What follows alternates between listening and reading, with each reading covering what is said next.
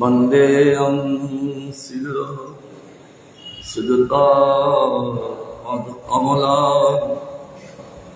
শ্রীকরং বৈষ্ণবা শ্রীরূপা সাগরত রঘুনাথনিত সজীব সাদ্বৈত সাবধূতম পরিজন সহিতং কৃষ্ণ চৈতন্যদেবং শ্রী রাধা কৃষ্ণ পাদান সহগণ ললিতা শ্রী বিশাখা শ্রুতিমুপারে স্মৃতিমুতারে ভারতে বন্যে ভজন্ত অভিধ অহমীয় নন্দং বন্দে দশালিন্দে পরং ভঙ্গ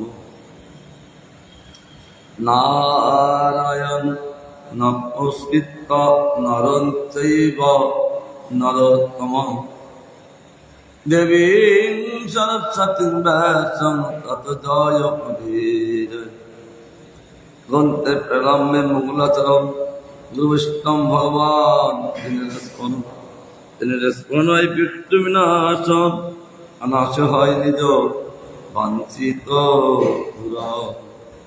যাই হোক গুরু বৈষ্ণব ভগবান জয় যুক্ত আমাদের আস্বাদন চলছেন।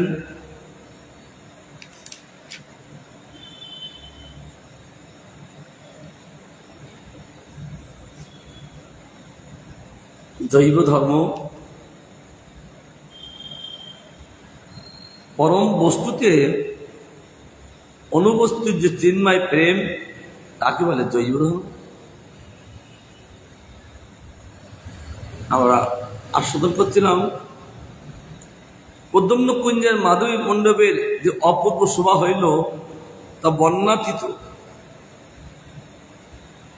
পরমহংস বাবাজি কদলী বল কলাসনে উপবিষ্ট হয়ে আছেন, বাহ্য স্ফূর্তি ক্রমে ক্রমে হইতেছে, নামমালা করিতে লাগিলেন। এই অবসরে সন্ন্যাসী ঠাকুর বাবাজির পদতলে সাষ্টাঙ্গ হইয়া দণ্ডবত প্রণাম কত সমীপে বিনীতভাবে উপবেশন পূর্বক করজোড়ে কহিতে লাগিলেন, প্রভু এই দিনীজন একটি প্রশ্ন করিতেছে, উত্তর দান করিয়া তার প্রাণ স্থল করুন। ব্রহ্ম জ্ঞানানলে দগ্ধ হৃদয়ে মধু রসের সঞ্চার করুন। আমার ব্রহ্ম জ্ঞানানলে আগুনে দগ্ধ আমার হৃদয়কে মধু রসের সঞ্চার করুন। বাবাজি কহিলেন, আপনি যোগ্য পাত্র, আপনি যে প্রশ্ন করিবেন আমি যথাসাধ্য উত্তর করিব। যোগ্য পাত্র যা প্রশ্ন করবে সঙ্গে সঙ্গে তার উত্তর আমি দিয়ে দিব। তিনি বললেন, সন্ন্যাসী কহিলেন, প্রভু আমি অনেক দিন হইতে ধর্মের প্রতিষ্ঠা শুনিয়া ধর্ম কি তা অনেক ব্যক্তিকে জিজ্ঞাসা করিয়াছি। দুঃখের বিষয় যে তারা তদুত্তরে যা যা বলিয়াছেন সে সমস্ত পরস্পর অনৈক্য, এক না, ঐক্য না। অতএব আমাকে বলুন জীবের ধর্ম কি? কারণ পৃথক পৃথক শিক্ষকেরা কেনই বা পৃথক পৃথক উপদেশকে ধর্ম বলিয়া বলেন? ধর্ম যদি এক হয় তবে পণ্ডিতরা সকলেই কেন এই এক অদ্বিতীয় ধর্মের অনুশীলন করেন না? প্রশ্ন। ধর্ম তো অদ্বিতীয়, এক, তবে পণ্ডিতরা বিভিন্নভাবে তারা এইগুলো আলোচনা করেন কেন?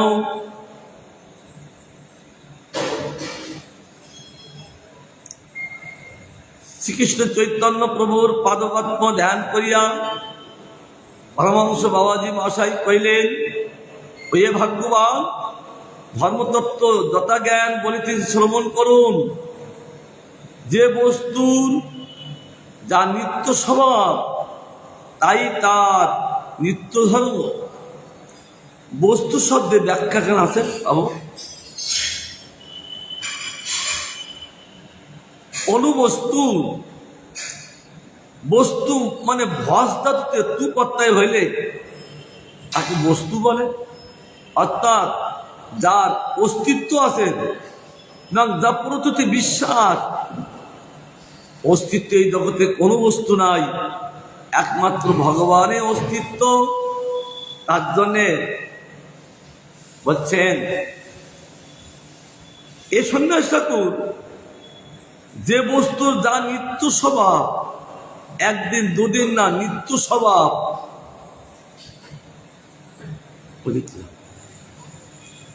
নিত্য স্বভাব তাই তার নিত্য ধর্ম। একদিন দুদিন স্বভাব না, নিত্য ধর্ম। বস্তুর গঠন হইতে স্বভাবের উদয় হয়। বস্তুর গঠন আছে, অর্থাৎ ভগবান কেমন সেটা গঠিত হবেন কি করে?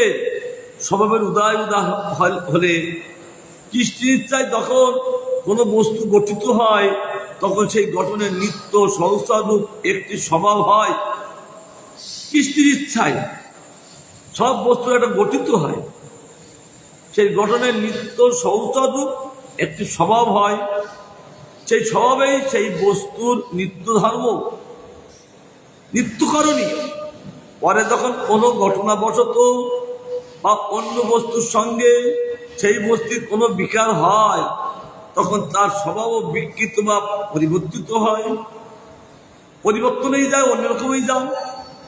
পরিবর্তিত স্বভাব কিছুদিনের দৃঢ় হইলে নিত্য স্বভাবের ন্যায় সঙ্গী হইয়া পড়ে। অতি সেই স্বভাব দৃঢ় হলে যার যেমন স্বভাব সেটা দৃঢ় হয়ে যান, বিশ্বাস হয়ে যান, তখন সেই স্বভাবের সঙ্গী হইয়া থাকেন।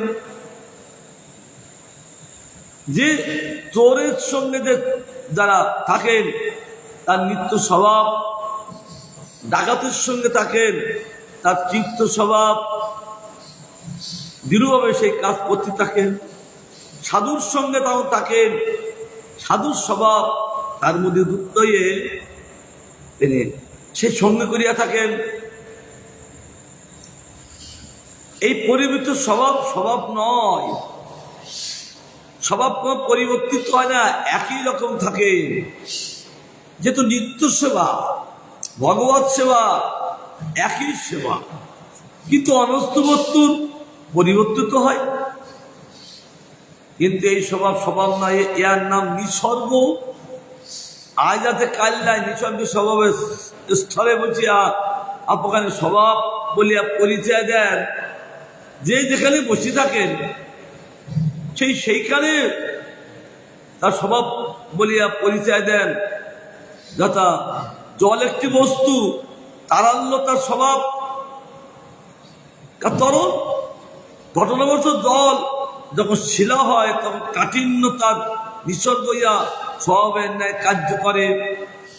তদ্রূপ এই জীবে স্বভাব পরিবর্তিত হতে থাকে, কিন্তু এই স্বভাব স্বভাব নয়, নিসর্গ। অর্থাৎ যেখানে বসে থাকে, দেশস্থলে বসিয়া আপনাকে স্বভাব বলিয়া পরিচয় দেন, কিন্তু ঘটবত জল যখন শিলা হয় তখন কাঠিন্য তার নিসর্গ হইয়া স্বভাবের ন্যায় কার্য করে, অর্থাৎ বরফ হয়ে যান। ঘটনাবশত জল যখন বস্তুত নিসর্গ নিত্য নয়, তার নৈমিত্তিক, আজ আছে কাল নাই। এই নিসর্গ হল নৈমিত্তিক, কারণ বরফ সবসময় বরফ থাকেন না, গলিত হন। জল কখনো সবসময় জল থাকেন না, তিনি আবার বরফে পরিণত হন। তাই নৈমিত্তিক, আজ আছে কাল থাকেন না, কেননা কোনো নিমিত্ত হইতে উদিত হয় এবং নিমিত্ত কারণ হইতে উদিত হয়, এবং নিমিত্ত বিদৃত হইলে স্বয়ং বিগত হয়। কিন্তু স্বভাব নিত্য, বা স্বভাব নিত্য, বিকৃত হইল তা অনুসূত থাকে, বিকৃত হইল সে স্বভাব মৃত্যু থাকে। কারণ ভাবের বিকার হতে থাকে, বিকৃত থাকেন, অন্যরূপ ধারণ করতে পারে, কিন্তু অনুসূত থাকে, সবসময় নিত্য থাকেন। কাল ও ঘটনার স্বভাব অবশ্যই নিজ পরিচয় দিতে পারেন কালের দ্বারা এবং স্বভাবের দ্বারা, সেটা পরিচয় দিতে থাকেন। পরিচয় এমন একটা বস্তু থাকে, কখন কালের দ্বারা ঘটনা করবে, এসব অবশ্যই নিজ পরিচয় দিতে থাকেন। কালে ক্ষোভিত হয়ে যান, কাল না হলে কেউ নারী হোক স্ত্রী ক্ষোভিত হয় না, ছেলে হোক মেয়ে হোক। 11 বছর বয়স হলে তখন তার মধ্যে কাল কিছু ক্ষোভিত করে, তখন ওই ছেলেটা মেয়েটার প্রতি আকৃষ্টি,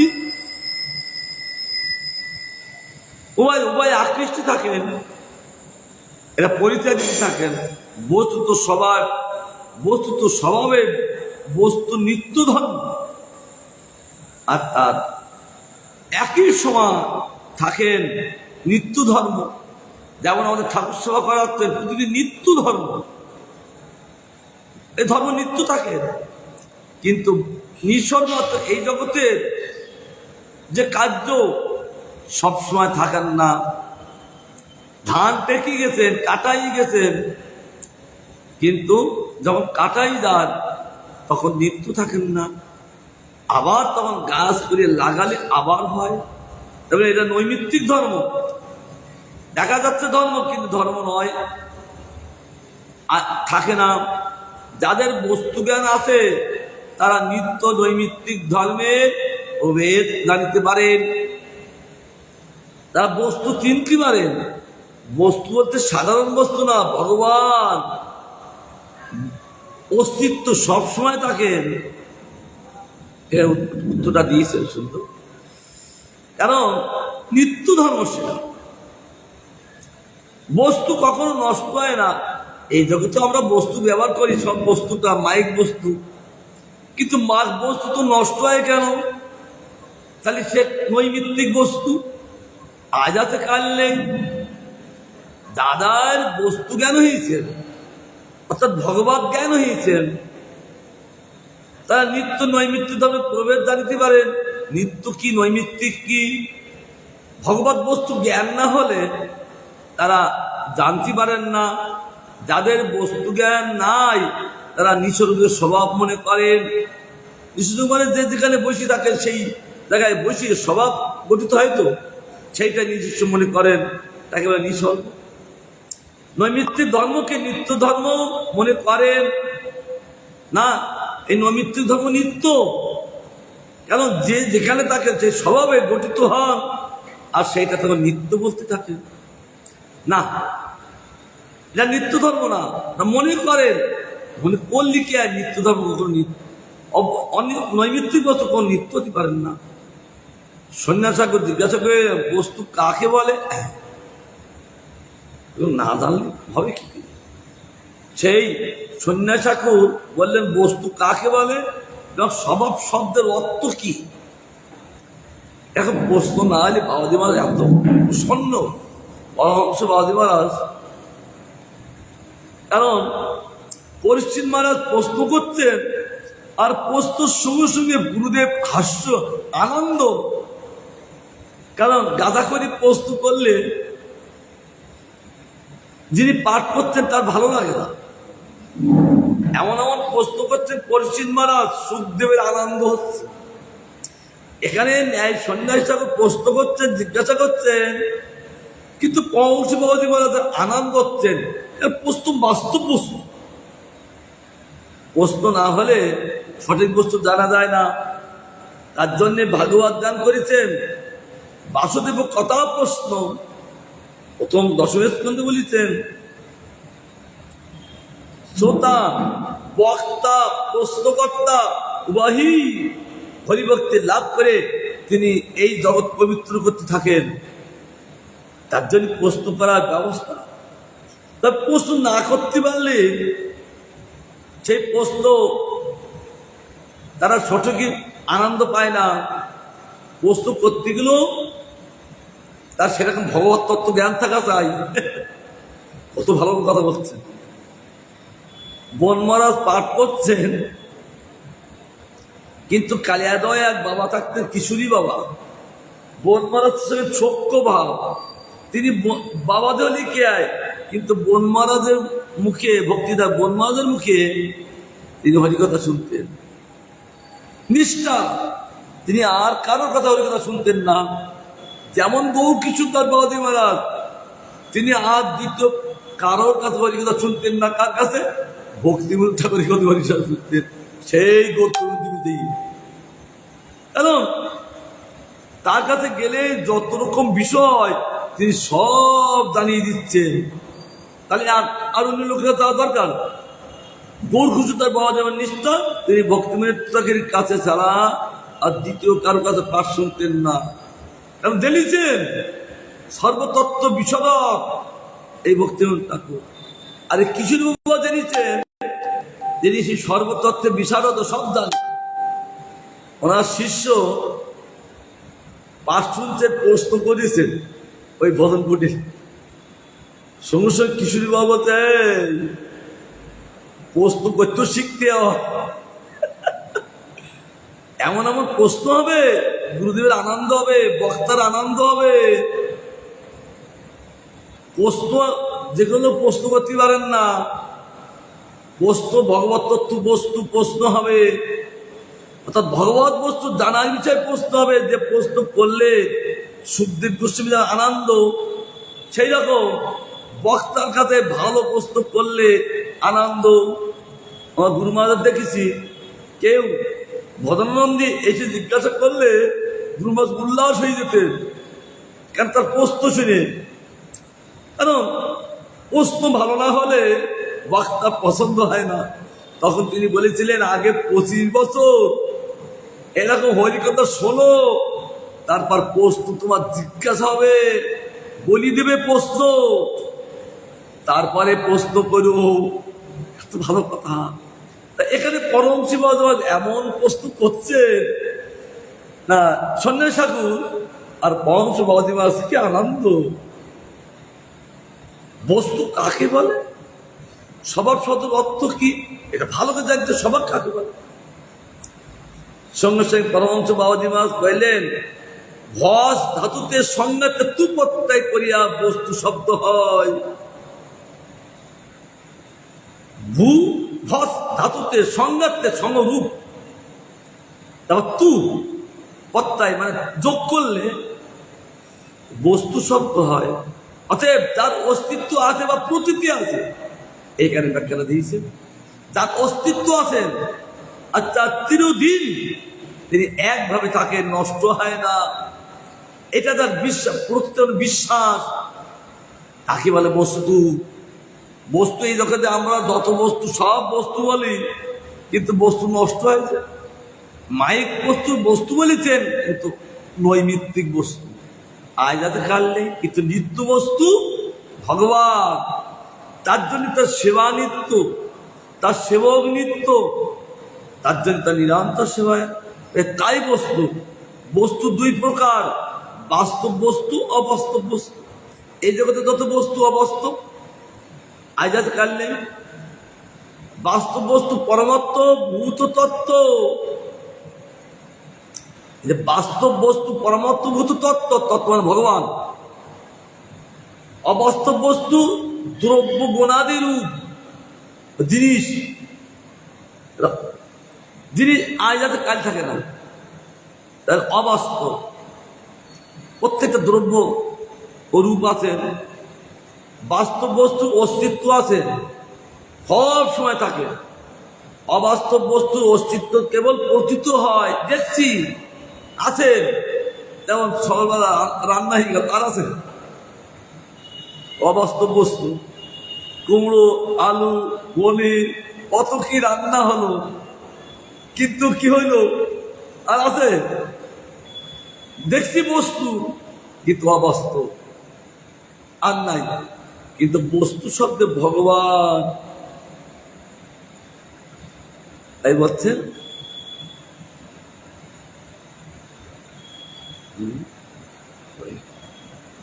প্রতিটি কোন স্থলে সত্য, কোন স্থলে ভান মাত্র। ভান ছাড়তে জল, জলের মতন দেখতে, কিন্তু জল না, মরিচিকা। এইগুলো রাজস্থানে গেলে বসে তখন প্রখর রোদ ধরে গেলে মনে বুঝি কি বৃষ্টি হয়েছে, দেখা যায় না, কিন্তু বৃষ্টি না, এরকম মরিচিকা ভান, জলের ভান কিন্তু জল নাই। শ্রীমদ্ ভাগবতের প্রথম স্কন্ধে দ্বিতীয় শ্লোকে বেদাং বাস্তব বস্তু শিবিদম, শিবিদম সাথে মঙ্গ, এই কথায় বাস্তব বস্তু একমাত্র পরমাত্ম। পরমাত্ম মানে ভগবত তত্ত্ব, ইয়া নির্ণীতই আছে। ভগবান একমাত্র বাস্তব বস্তু, অর্থাৎ পরমাত্ম বস্তু। সেই বস্তুর পৃথক অংশ জীব, ও সেই বস্তুর শক্তি মায়া। সেই বস্তুর পৃথক অংশ মানে পৃথক হয়ে গেলেন, আলাদা হয়ে গেলেন। ছেলেটা বাবার সঙ্গে ছিলেন, পৃথক হয়ে গেলেন, পৃথক হওয়ার সঙ্গে সঙ্গে তার কার্য প্রকাশ হলেন। কার্য কার দ্বারা? মায়ার দ্বারা। সেই জন্য বলছেন এই পৃথক অংশ জীব, আর সেই বস্তুর শক্তি হল মায়া। সেই বাস্তব বস্তু যখন একটু পৃথক হয়ে গেলেন, তখন জীব অংশ হয়ে গেল। মমই বংশ জীবলোকে জীবভূত সনাতন মনুষ্যস্তারি ইন্দ্রানে প্রকৃতিস্থানী কষ্টতে। এটা পুরুষোত্তম যোগে এটা গান করেছেন। এই মমই বংশ, মম মানে আমার অংশ, মমই বংশ জীবন মম এব অংশ। মম মানে আমার, এব এই জীব আমারই অংশ। তার জন্য মম আমার বলেছে, মায়া এও আমার, এটা আমার মায়া। কারণ বস্তুর শক্তি মায়া। এই জগতে যত বস্তু আছে মায়ার দ্বারা সৃষ্টি। দেখছি বস্তু আর বস্তু নাই, কিন্তু ভগবান নিত্য, ভগবান একমাত্র। অতএব বস্তু শব্দে ভগবান জীব মায়া, কারণ ভগবান মায়া নিত্য, জীব নিত্য, আর ভগবান নিত্য। এই মায়া তিনি নিত্যকালীন নিত্য দাসী। তো মায়াদেবী তো ভগবানের নিত্য দাসী, কারণ ভগবানের এরকম ব্রহ্মাণ্ড তো এইরকম একটা নাকি, অনন্ত কোটি ব্রহ্মাণ্ডে অনন্ত কোটি মায়া সৃষ্টি করে, অনন্ত কোটি জীব সৃষ্টি করে ভগবান লীলা করে চলছে। একই বৈভব, এক হয়ে এত প্রকাশ। তার জন্য বলছেন অর্থাৎ বস্তু শব্দ ভগবান জীব মায়া। জীবের সত্তা আছেন, ভগবত সত্তা, মায়ারও সত্তা আছেন, সে তো মায়া ভগবানের দাসী। দাসী রূপে জগতের সব কার্য করে থাকেন। আর জীব কারণ দাসী বিষ্ণু, তিনি মায়া সৃষ্টি করলেন। আবার মায়া সৃষ্টি করলে হবে, কিন্তু জগৎ সৃষ্টি করতে হবে তো। যেমন পিতা মাতা ক্ষোভিত হয়ে পিতার থেকে বীর্য মায়ের কাছে যায়, তদ্রূপ ভগবান মায়াকে ক্ষোভিত করালেন, আর সঙ্গে সঙ্গে মায়াদেবী ক্ষোভিত। সাধারণত ভগবান ঈশ্বর দ্বারা, দৃষ্টির দ্বারা জীব রূপ বীর্য মায়া গর্ভে ঢেলে দিল।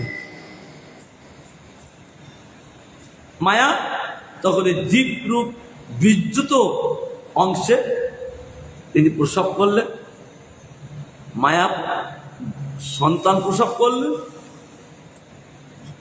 তাই বলছেন এই তিন তত্ত্বকে বুঝিতে হয়, এই তিন তত্ত্বকে বুঝিতে হয়। এই তিনটি তত্ত্ব না বুঝতে পারলে অনেকে বলে ভগবানের মায়া সৃষ্টি করলেন কেন, ভগবানের কামক্রোধ সৃষ্টি করলেন কেন, ভগবানের ষড়রূপী সৃষ্টি করলেন কেন? ভগবান বলছেন আমি করেছি, সেটা আমার বিচারে। কিন্তু কোনটা ভালো মন্দ তোমার জ্ঞান নেই, তুই খারাপটা গ্রহণ করবে কেন? কারণ দোকানে বিষও থাকেন, অমৃত থাকেন। তাই অমৃত আর বিষ দোকানদারে বলছে তুমি রাখলি কেন?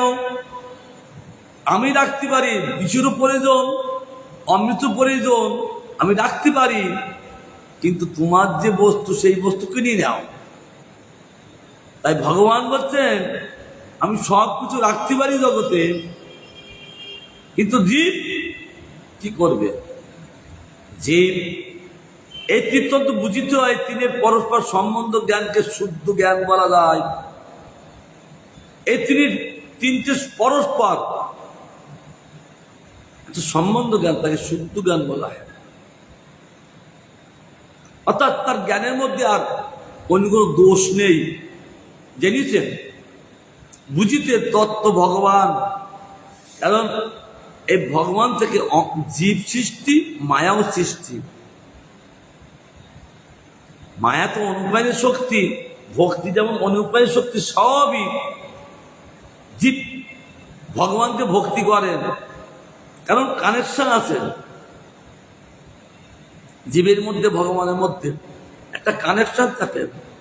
যেমন মায়ের সঙ্গে আর গর্ভের সন্তানের সঙ্গে কানেকশন থাকে, তদ্রূপ জীবের সঙ্গে ভগবানের কানেকশন থাকে। তবে তারা এই কানেকশন স্তুত হলো কি করিয়ে? এই মাইক জগতে স্তুত হয়ে গেল। আবার ভগবান এই জগতে গুরু রূপে এসে, বৈষ্ণব রূপ এসে আবার কানেকশন জড়িয়ে দিচ্ছে। কারণ ভগবান এই জীবের সঙ্গে আর এই ভগবানের সঙ্গে কানেকশন এই জগতে মিস্ত্রি জড়িয়ে দিতে পারবে। আজ আমার আরো মেশিনটা সারাই করে দিয়ে গেল, কিন্তু এইগুলো কি তারা পারবে? ভগবানের কার্য। ভগবানের গুরু রূপে এসে জীবের সঙ্গে আবার কানেকশন, ভক্ত রূপে এসে আবার সাধু সঙ্গে কানেকশন। এই কানেকশন থাকলেই তখন তিনি ভগবানের সঙ্গে একটা সম্পর্ক থাকে, সম্বন্ধ, একবারে শুদ্ধ জ্ঞান। এত ভালো ভালো কথা। এই তিন তত্ত্বের বহুবিধ প্রতীতি আছেন। এই তিন তত্ত্ব বহুবিধ, অনেক প্রকার বিশ্বাস আছে। সে সমস্ত অবাস্তব বস্তুর মধ্যে পরিগণিত, সেসব সমস্ত অবাস্তব কিন্তু বস্তুর মধ্যে পরিগণিত। অবাস্তব হইল বস্তুর মধ্যে গণিত। কেন? মায়ার দ্বারা সৃষ্টি। বৈষয়িক দিকের দ্রব্য গুরু সংখ্যা কেবল অবাস্তব বস্তুর আলোচনা মাত্র। যারা বৈষয়িক দিকে, যারা বয়স, তারা বুঝবে এরা গুণ সংখ্যা কেবল অবাস্তব বস্তুর আলোচনা মাত্র। বাস্তব বস্তুর যে বিশেষ গুণ, তাই তাই স্বভাব। আগে বস্তু জ্ঞান পাওয়া গেল, এখন স্বভাব বলল। বাস্তব বস্তু বিশেষ গুণ কি? হরিবদন, তাই তার স্বভাব। যে বস্তু বাস্তব না, তার বিশেষ গুণ নাই। কারণ বাস্তব বস্তুর সঙ্গে যখনই সম্বন্ধ যুক্ত হয়ে যাবে, তখনই তার একটা স্বভাব প্রকাশিত হয়ে থাকেন। তার বিশেষ গুণ ভগবানের সেবা। জীব একটি বাস্তব বস্তু, জীবের যা নিত্য বিশেষ গুণ, তাই তার স্বভাব। জীবের যা নিত্য বিশেষ গুণ আছে, কারণ যারা ভগবত ভজন করেন তাদের গুণ থাকেন। ভাগবত গান করেছেন না কে? তৃতীয় স্কন্ধ মনে হয়, যশাস্ত্রে ভক্তি ভগবত কিঞ্চনা সর্বা গুণস্তত্ত্বে সমাসত শিরা আরা ভক্তস্য কুতুমত গুণা বন্যাস নাশতা ধাবতাময়ী। কারণ ভগবানের গুণ ভক্ততে সঞ্চারিত হন, অর্থাৎ আদান প্রদান করতে থাকেন গুণ। তাই বলছেন জীবের যা নিত্য বিশেষ গুণ তাই তার স্বভাব। এটা কার মধ্যে দেখিয়েছেন? প্রহ্লাদের মধ্যে। এটা প্রহ্লাদের মধ্যে প্রকৃষ্টভাবে দেখিয়েছেন তার নিত্য স্বভাব। ভগবত সেবা ছাড়া আর কোন সেবা নিষ্ঠা নেই। আরো কত ভক্ত আছেন, ধ্রুব সেই প্রহ্লাদের তত্ত্ব বেশি আছে। এটা মহাপ্রভু গান করেছেন, যারা হরিভজন করবেন তারা এই প্রহ্লাদের চরিত্র, ধ্রুবের চরিত্র ভালো করে অনুসরণ করা দরকার। শ্রীমান মহাপ্রভু গান করেছেন, আমার প্রহ্লাদ কেমন দেখো, আমার ধ্রুব কেমন দেখো। এরা মহাপ্রভু নিজেই বলেছেন। সেই গুণগুলো সব ছিল প্রহ্লাদের মধ্যে।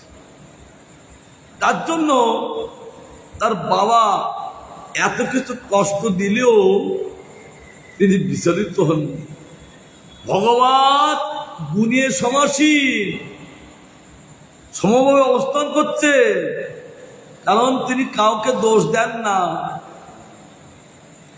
কে? ত্রিদণ্ডী ভিক্ষুক নায়ং জনমের সুখ দুঃখের হেতু। এই জনগণ আমার সুখ দুঃখের হেতু না। নদেবতাত্মা গরকর্ম কালো, এই দেবতাগণ আমার শত্রু না। একাদশ স্কন্ধে বলছেন ত্রিদণ্ডী ভিক্ষুকী নদেবতাত্মা গরকর্ম কালা, এরা আমার শত্রু না। তবে আমার শত্রুকে আমার মনে শত্রু। আর অনেক জীব দুটো কষ্ট পায়, সুখ দুঃখ কষ্ট পায়। সুখ হলে জানতে হবে দুঃখ 100% গ্যারান্টি তার আসবে, আর দুঃখ হলে 100% গ্যারান্টি সুখ আসবে। তার জন্য সাধুরা ওই দুইটাই পছন্দ করেন না। এটা কোথায় গান করেছে? এটা পঞ্চসর্গ অধ্যায় গীতায় পুরুষোত্তম থেকে 5ম শ্লোক।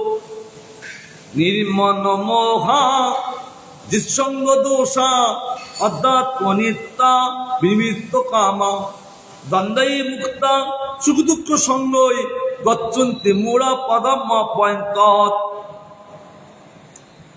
এই পঞ্চসর্গ অধ্যায় 5ম শ্লোকে মুক্ত কাণ্ডে গান করেছে ভগবান।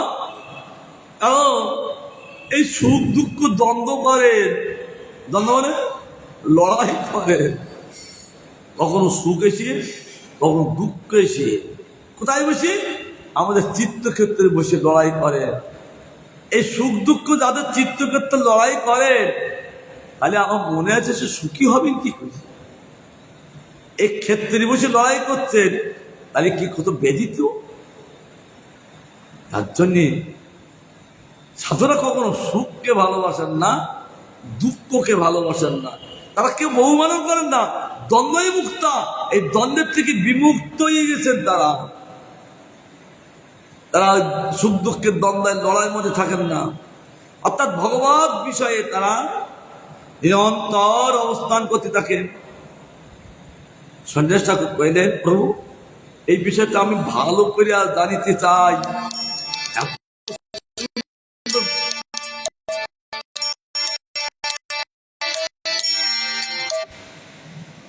এত সুন্দর করে বুঝিয়ে দিচ্ছেন, আবার এসছি আর ভালোবাসা বলছেন। এই সন্ন্যাস ঠাকুরের কোন অংশ কম নয়, কারণ শশককে বাবাজি মহারাজের নিজে স্বরূপ দর্শন পেয়েছেন। তার জন্য এই সন্ন্যাস ঠাকুর কোন অংশ কম নয়। যে কাল স্বরূপ বাবাজি মহারাজ স্বরূপ দিয়েছেন।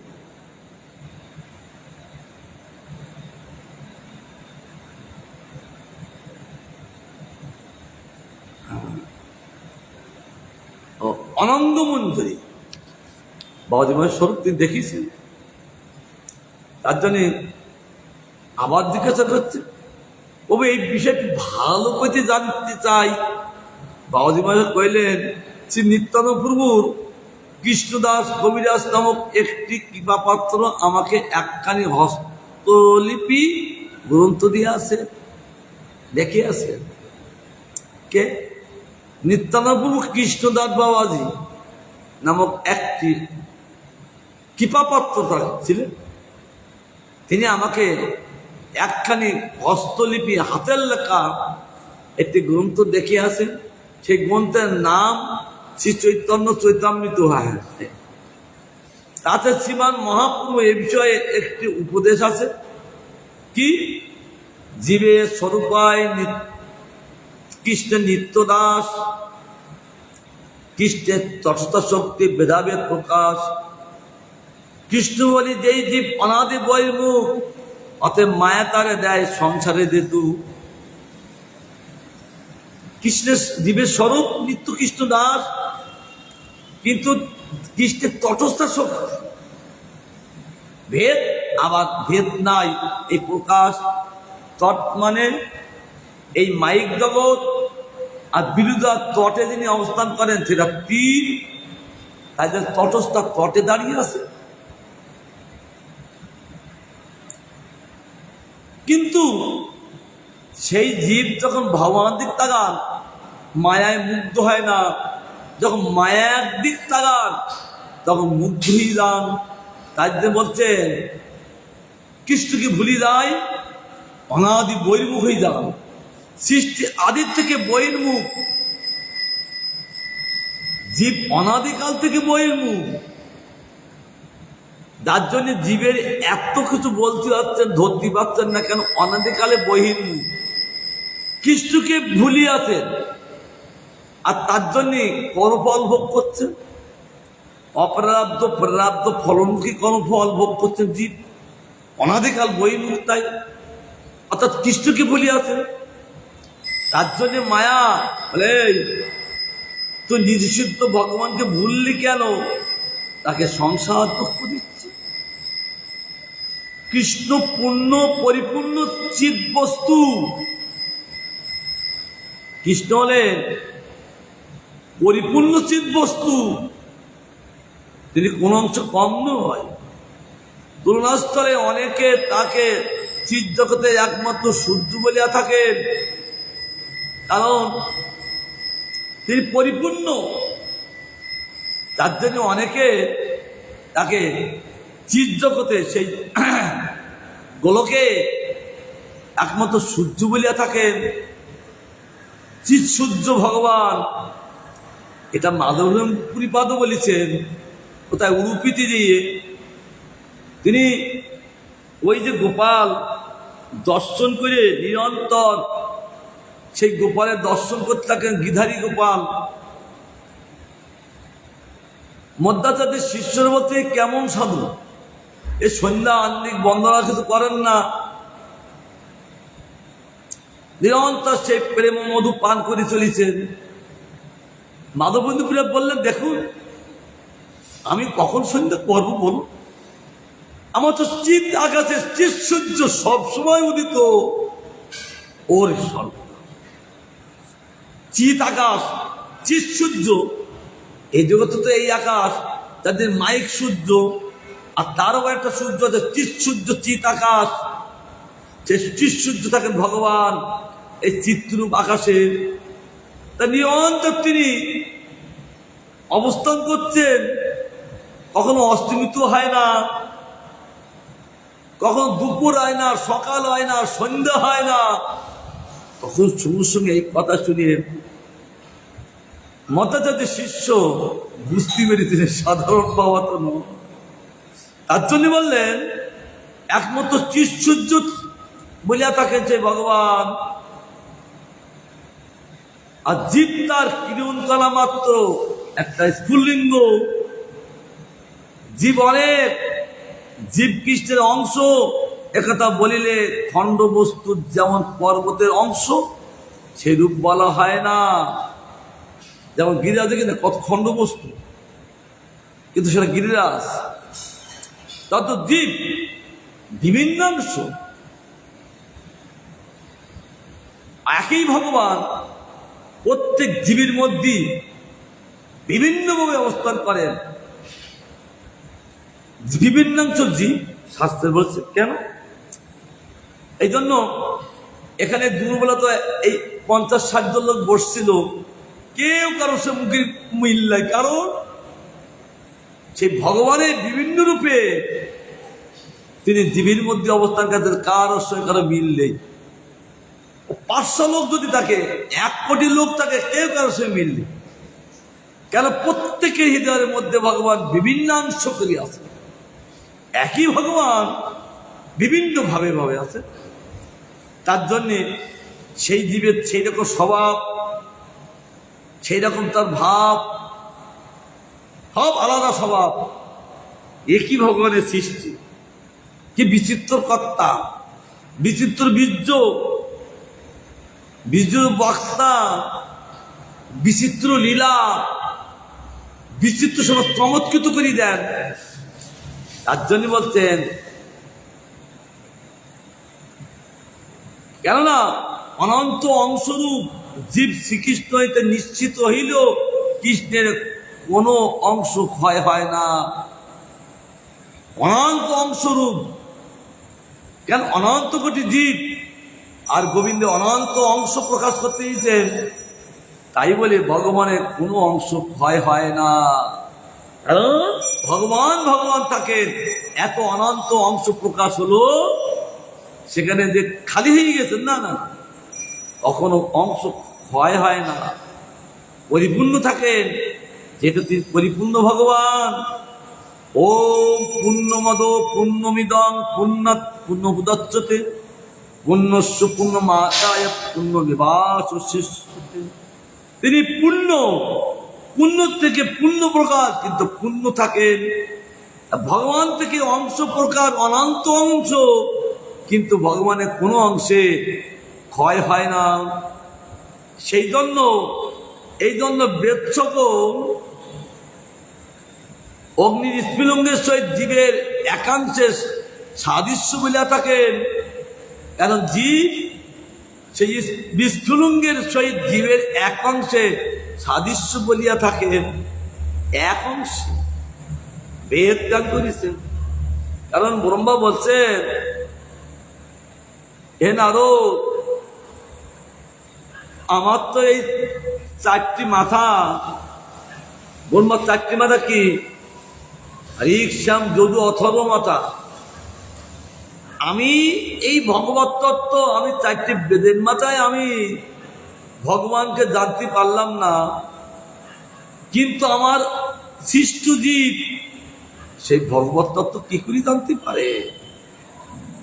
কারণ ভগবান, আমি মনে করি ব্রহ্মার বেদের মাথা ব্রহ্মা যদি না জানতে পারেন, তাহলে তার সৃষ্ট প্রাণী এই ভগবত তত্ত্ব কি করে জানতে পারেন? কারণ তার বেদের মাথা আর তার সৃষ্ট প্রাণী সব জেদের মাথা। কে বলি ক্যাক করে রেগে উঠি না? আমি মনে করি জেদের মাথা তার ভগবত তত্ত্ব কে জানতে পারেন? তবে গুরু বিষ্ণু করুণা হলে তখন সেই ব্যক্তি জানতে পারেন। ও বেদ গান করতেন। বস্তুত এ বিষয়ে তুলনার স্থল নাই। অগ্নির স্ফুলিঙ্গে বলুন, সূর্যের কিরণ পরমাণুই বলুন, বা মণিপুরসূত স্বর্ণই বলুন,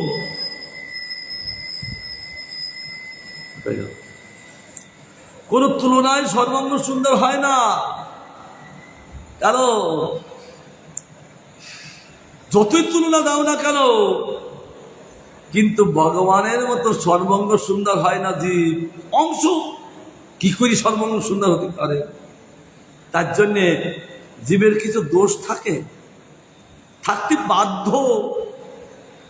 কারণ অনন্ত কোটি জীব, অনন্ত কোটি স্বভাব, আলাদা আলাদা স্বভাব, কি সৃষ্টির বৈচিত্র্য। এটা ওই প্রাণদোয়াল বহু সবালা পাঠ করতেন না, বহুপাদের এখন আর পারে কিনা যায় না, বহুপাদের সমাধি মন্দিরে তিনি তখন এই জৈবধর্ম পাঠ করছিলেন। তিনি এই চিৎ জগৎ আর মাইক জগৎ বলছিলেন। আমাদের বউ তার চিৎ জগৎটা কেমন, বলি এই জগৎটাকে বোঝো, তার চিৎ জগতের কথা বুঝতেই নেই। এই মাইক জগৎ, মাইক বিভূতি আর সেই জগতে তো তিনটি বিভূতি, এ তো সামান্য বিভূতি। এই অনন্ত কোটি ব্রহ্মাণ্ড সৃষ্টি করে, অনন্ত কোটি জীব সৃষ্টি করে, এ তো বলছে মাইক সামান্য। তাহলে সে চিৎ জগৎ আর তিনটি পদ আছে, তাহলে তার অসীমা। কারণ এই জায়গায় বসে সে চিৎ জগতের বস্তু বোঝা যায় না। বলছেন আগে এই জগৎটা বোঝো। প্রাণ বাবু বললেন ওসব আগে চিৎ জগৎ ছেড়ে দাও, আগে এই জগৎটা বোঝো আগে। কারণ এই জগৎটা তার কি প্রভাব, মাইক বিভূতিতে ছোট বিভূতি বলছে, আর এর থেকে বহু গুণে গুণে বিভূতি ওই চিৎ জগৎ তিনটি পদ আছে। সেটা কি অশোক, অভয়, অমৃত, অধা, সেই পদ। তার জন্যে এই জগৎ এমনই জগৎ ভগবান, কারণ কোন তুলনায় সর্বাঙ্গ সুন্দর হয় না জীব ভগবানের অংশে, কারণ ভেদ আছে। কিন্তু এই সমস্ত তুলনার জড়ীয় ভাবাংশ পরিত্যাগ করতে পারিলে, এইসব তুলনার জড়ীয় মায়ার দ্বারা জড়িত এই ভাবাংশগুলো হে সন্ন্যাসী যদি পরিত্যাগ করতে পারো, সহৃদয়ে জীব তত্ত্বের স্ফূর্তি হবে।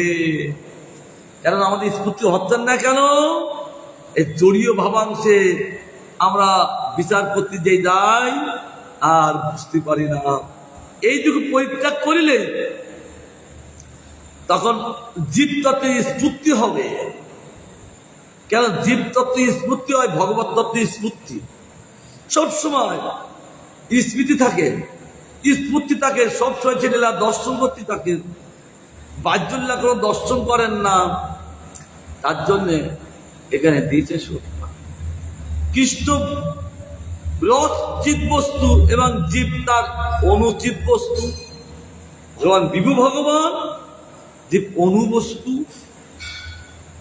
চিৎ ধর্ম উভয়ের ঐক্য আছেন, এক আছে। চিৎ ধর্ম উভয় ঐক্য মানে এক, কিন্তু অনু আর বিরোধ, এটা তার বিচার দিয়েছে। কিন্তু পূর্ণতা ও অপূর্ণতা ভেদে উভয়ের স্বভাব ভেদ অবশ্যই সিদ্ধ হয়। পূর্ণতা আছেন, আবার অপূর্ণতা আছে, অবশ্যই সিদ্ধ হয়। কৃষ্ণ জীবের নিত্য প্রভু, জীব কৃষ্ণের নিত্য দাস। এই যে প্রভু, নিত্য প্রভু তিনি, আর জীব নিত্য কৃষ্ণের দাস। একদিন দুদিনের জন্য না, অটোমেটিক কৃষ্ণের দাস। তবে ভাবটা গেল কোথায়? এই জড়ীয় ভাবাংশে এসে, জড়ীয় ভাবাংশে পরিত্যাগ করিলে তখন স্বভাব প্রকাশ হবে। তখন এক ভগবানের সঙ্গে জীবের সঙ্গে আকৃষ্ট যাবে। তখন সেই জীব ভগবত সেবা ছাড়া আর কোনো সেবা করতে চায় না, জানে না। তখন জগৎ কৃষ্ণময় দেখেন, তখন সেই জীব কৃষ্ণময় দেখেন। কি তো বিশাল! আরেকটু মনে আছে, কৃষ্ণ আকর্ষক, জীব আকৃষ্ট। কৃষ্ণ আকর্ষণ করে আর জীব আকৃষ্ট হয়ে যান, অর্থাৎ আগলি ধরি গেলে যাবেন না। ও ওর প্রতি আকৃষ্ট হয়ে গেছে, তাকে ছাড়তে পারে না। কেন? সে আকর্ষণ করেছেন আর তাকে দেখে আকৃষ্ট। ভগবান আকর্ষণ প্রেমিয়ামের চুম্বক, কারণ ভগবান চুম্বক, জীব লোহ তুল্য। লোহকে যেমন চুম্বক আকর্ষণ করেন, তদ্রূপ ভগবানের সঙ্গে নিত্য আকর্ষণ চলতে থাকে। আর কৃষ্ণ ঈশ্বরের জীব ঈশতব্য, কৃষ্ণ ঈশ্বর ঈশতব্য জীব। ঈশতব্য মানে তিনি ভগবত শক্তিতে শক্তিমান, জীব তো ভগবত শক্তি শক্তিমান, তাদের ঈশতব্য আছে। কৃষ্ণ দোষটা জীব দৃষ্ট, কত শব্দ ব্যাখ্যা। কৃষ্ণ দ্রষ্টা দেখেন, আর যে বস্তু দেখা যায় জীব দৃষ্ট সেইগুলো বুঝতে পারে না আছে। কৃষ্ণ পূর্ণ, জীব দীন ও ক্ষুদ্র। কৃষ্ণ পূর্ণ আর জীব দীন এবং ক্ষুদ্র। কৃষ্ণ সর্বশক্তিমান, জীব নিঃশক্তি, কম শক্তি সম্পূর্ণ। অতএব চিৎ জগৎ প্রকাশে যে মতো পূর্ণ শক্তির পরিচয় পাওয়া যায়, তত জীব সৃষ্টি বিষয়ে তার একটি ততটা শক্তির পরিচয় পাওয়া যাইতেছে, কারণ জীব তারই অংশ। তবে কখন তিনি ভগবানকে বলি যান? যখন মায়ার দিক তাকান, মায়ার চাকচিক্য দেখে বলি যান। আবার যখন ভগবানের দিক তাকান, তখন তিনি আর ভগবান ভজন বলেন না। তাই বলছে অপূর্ণ জগৎ সংগঠনে কোন বিশেষ শক্তি কার্য করে। এই অপূর্ণ জগতে সংগঠন, মায়ার সংগঠনে একটা সৃষ্টি বিষয় একটি কার্য করেন, সে শক্তির নাম তটস্থা, তটে থাকেন। তটস্থ শক্তির ক্রিয়া এই যে চিৎ বস্তু অচিৎ বস্তু, একটু আগে বললাম চিৎ জগৎ হলো ভগবান, অচিৎ জগৎ মায়া। উভয়ের মধ্যে এই মতো একটি বস্তু নির্মাণ করে, বিচার করতে থাকে যে এইটা হবে কিনা। যা চিৎ জগৎ ও অচিৎ জগৎ উভয়ের সহিত সম্বন্ধ রাখিতে যোগ্য হয়, কারণ ভগবানের সঙ্গে যার মায়ার সঙ্গে সম্বন্ধ রাখতে যোগ্য হয়। শুদ্ধ চিৎ বস্তু অচিৎ বস্তুর বিপরীত। এই অচিৎ বস্তুর বিপরীত ভাব। অতএব স্বভাব স্বস্বভাবত তার চিৎ বস্তুর সহিত সম্বন্ধ ঘটনা হয় না। জীব চিৎকণ বটে, কিন্তু কোন ঐশী শক্তি দ্বারা তা অচিৎ সম্বন্ধে উপযোগী আছেন। জীবের মধ্যে ঐশী শক্তি থাকেন কেন? জীবের মধ্যে ঐশী শক্তি থাকে কেন? থাকেন বলে বিন্দু মাত্র, সব জীবের মধ্যে না। জীবের 50টি গুণ বিন্দু মাত্র থাকে বলে সব জীবের মধ্যে না, তখন ঐশী শক্তি প্রকাশটা তিনি বিরাট বিরাট সৃষ্টি করছেন। এটা কার? ভগবৎ শক্তিতে। আমার একজন বলছে এসব মানি না, বৈজ্ঞানিক। মানে বৈজ্ঞানিক কাকে বলে বলো? তুমি তো বৈজ্ঞানিক মানছো, কাকে বলে বলো? তুমি ব্যাকরণ পড়োনি, বৈজ্ঞানিক শব্দ ব্যাখ্যা করলে কি হবে? শুধু মাইক জগতে বিজ্ঞান বললে বলে বিজ্ঞান সব করছেন এই জগতের সৃষ্টি। আমি তো ঐশ্বর শক্তি কোথায় পেলে যাবো? ঈশ্বর শক্তি ভগবত শক্তি না হলে সে কিছু প্রকাশ করতে পারেন না। সে ঐশ্বর শক্তির নাম তটস্থা। এই তটস্থ শক্তিতে তিনি সৃষ্টি করতে পারেন, দেখতে পারেন। আবার গুরু বৈষ্ণব পূর্ণ করে আমরা আবার আস্বাদন করব। তিনি প্রসন্ন। বাঞ্ছা কল্পতরুভস্য, টাইম চলবে।